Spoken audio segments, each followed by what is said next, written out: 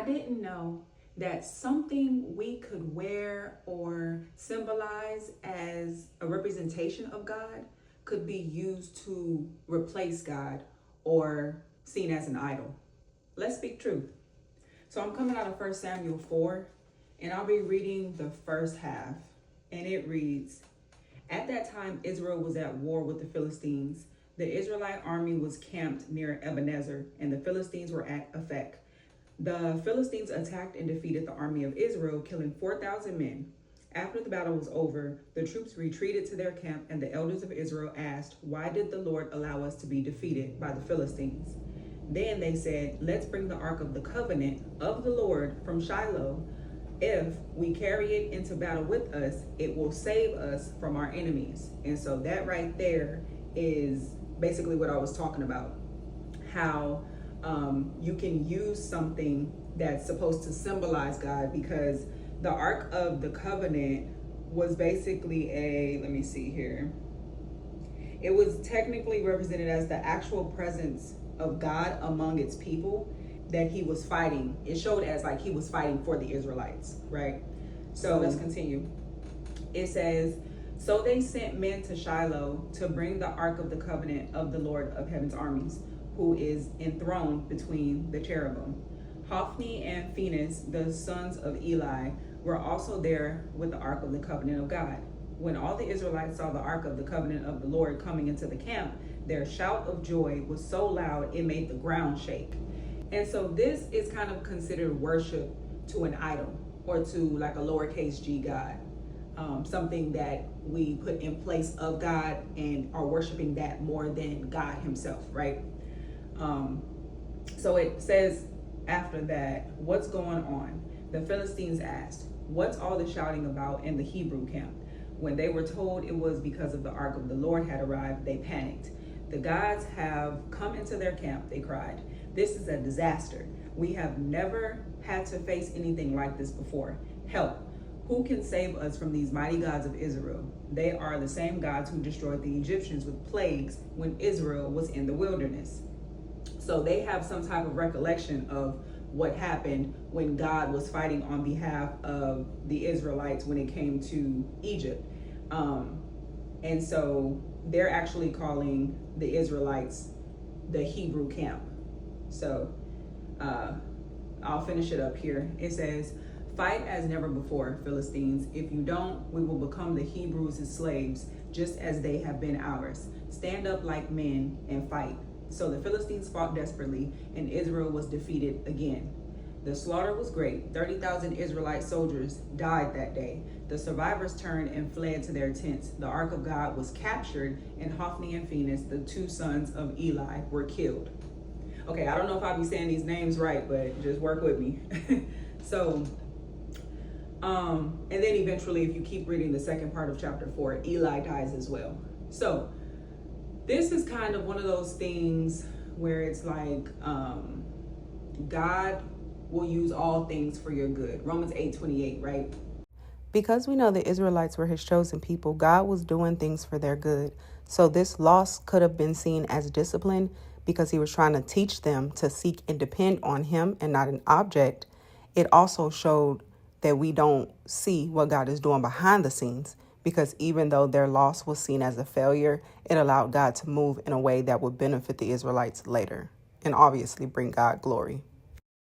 So this is not at all what I would have expected to happen. I'm looking at this story and like, okay, they got the Ark of the Covenant, which was considered to be a representation of God himself in the temple at one point, right?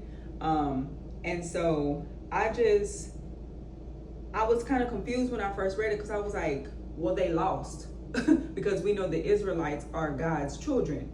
So it's like God allowed them to lose. And of course, God allows things to happen that don't look good for us sometimes, right? But it still serves a purpose. And in this scenario, the Israelites didn't know, but they were idolizing that symbol, which was symbolizing God, but it wasn't actually God. So you know what? Let me read this breakdown in my ESV Bible. It says, The Ark of the Covenant was the visible sign of God's presence with Israel. After a disastrous defeat by the Philistines, the elders of Israel realized that the defeat was the work of the Lord. But apparently, they did not seek to know how they have sinned. So technically, idolization is a sin. And so, because they didn't realize what they were doing, or they didn't care enough to go to God and ask, like, Lord, why did we lose? That is why, all of this happened. And they didn't seek the Lord to find out. Seek the Lord. Why? Even if you don't get an answer. Because sometimes it's for a reason, okay? And maybe God will reveal that reason to you, but you'll never know if you don't ask, right? Ask and you shall receive, okay?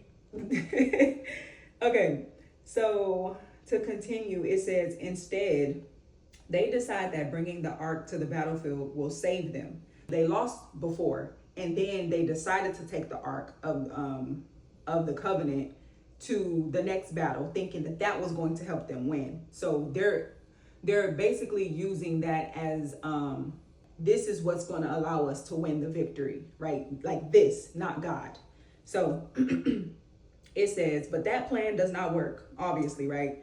Israel is defeated, the ark is captured by the Philistines, and Eli and his sons die. However, the Lord cannot let the enemy think that they have defeated him. So if you go into chapter 5, which I might read in part 2, but right now I'm not.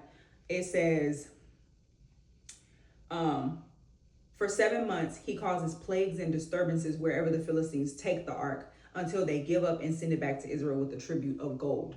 So clearly, everything happens for a reason. God knows what he's doing. He knows the beginning and the end. He is the Alpha and the Omega, right? So,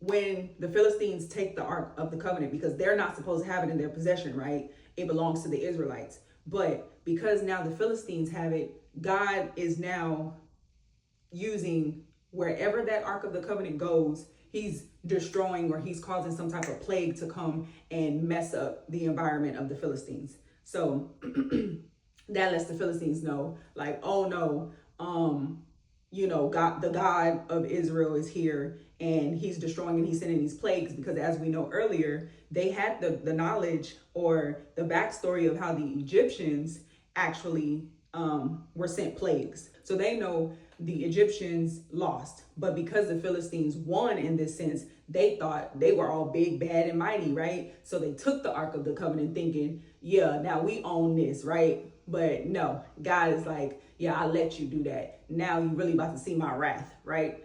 So yeah, I'll get into that later. So we focusing on right now, the Israelites. So another thing that I touched on was the shout, when they were shouting for joy, because the Ark of the Covenant had arrived, right? And like I said, that was like worshiping an idol. It says here that the Israelites were confident in the Ark's power, but the rest of the story will show that they have failed to approach God's presence in faith and obedience.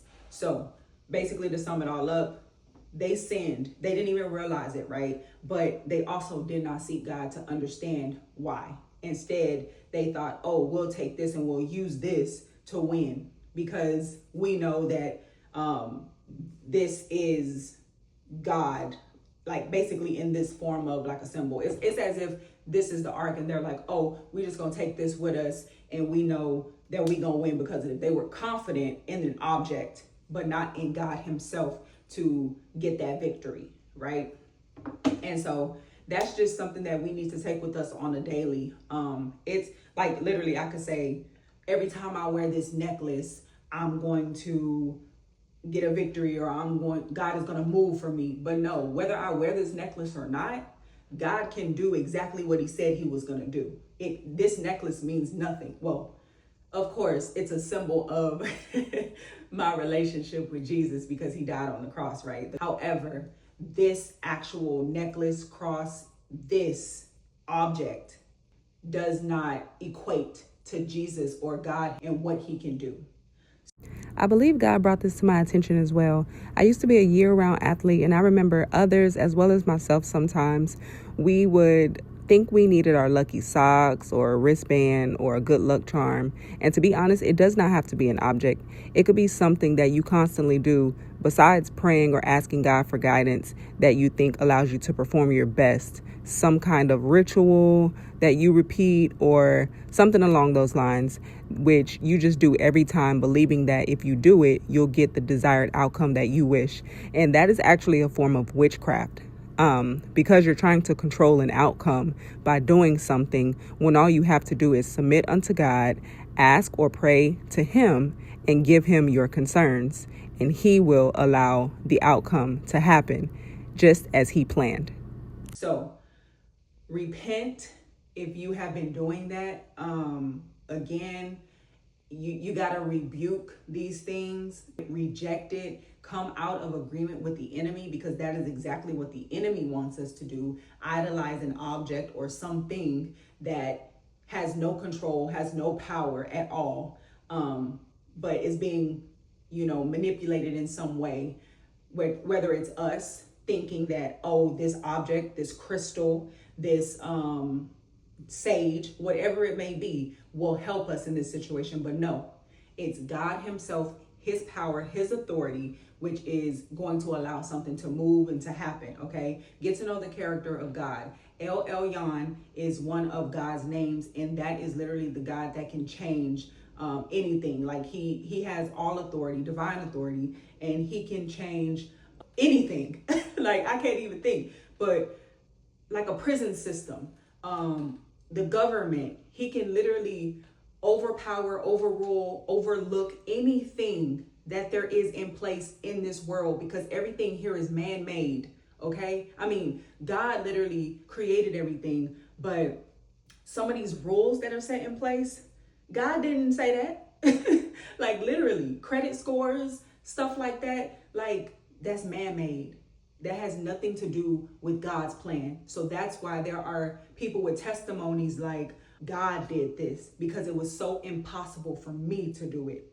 But with God, anything is possible. So I just encourage you to follow God, turn away from sin, and let God guide you and lead you to victory.